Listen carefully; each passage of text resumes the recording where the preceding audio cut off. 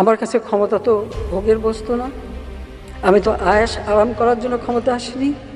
আমি দিন রাত অক্লান্ত পরিশ্রম করেছি বাংলাদেশটাকে একটু উন্নত করতে, এবং সেটা আমি সফলভাবে করতে পেরেছি। সবথেকে কষ্টের বিষয় হলো যেখানে তেমন কোনো ইস্যুই ছিল না, যে কোটা আমি সম্পূর্ণভাবে আমি সেটা বাতিল করে দিয়েছিলাম।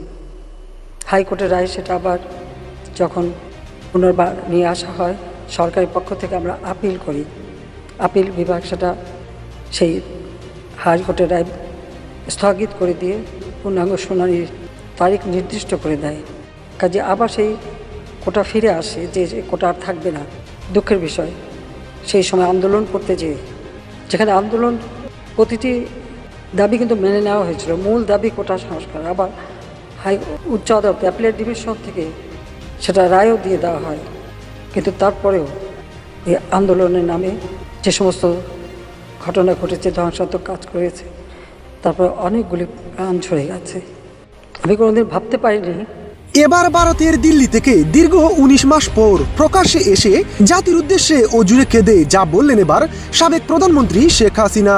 দীর্ঘ ১৫ বছর একটানা শাসন করা দল আওয়ামী লীগ ৫ আগস্টের পর শেখ হাসিনার পতনের পর সেই দলটির অস্তিত্ব আজ হুমকিতে পড়েছে।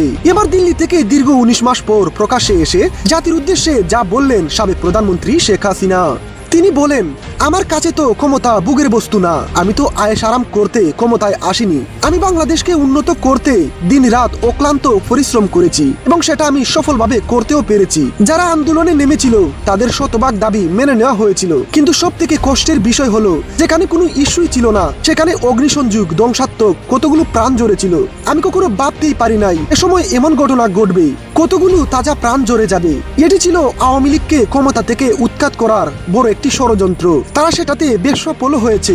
আজ যারা আমাকে সংসদে দাঁড়িয়ে তাদের একজন হয়ে আমাকে ফ্যাসিস্ট বলছে, সঠিক সময় আসলে তাদের চরিত্র সাধারণ মানুষ দেখতে পাবে, সেটা বেশি দূরে নয়। আমি কোনোদিন ভাবতে পারিনি যে এই সময় এই ধরনের একটা অবস্থার সৃষ্টি হবে, আর সেখানে এতগুলি তাজা প্রাণ যাবে। কারণ স্বজন হারা বেদনা নিয়ে আমি বেঁচে আছি। আমি জানি একজন আপনজন হারালে কি কষ্ট হয়।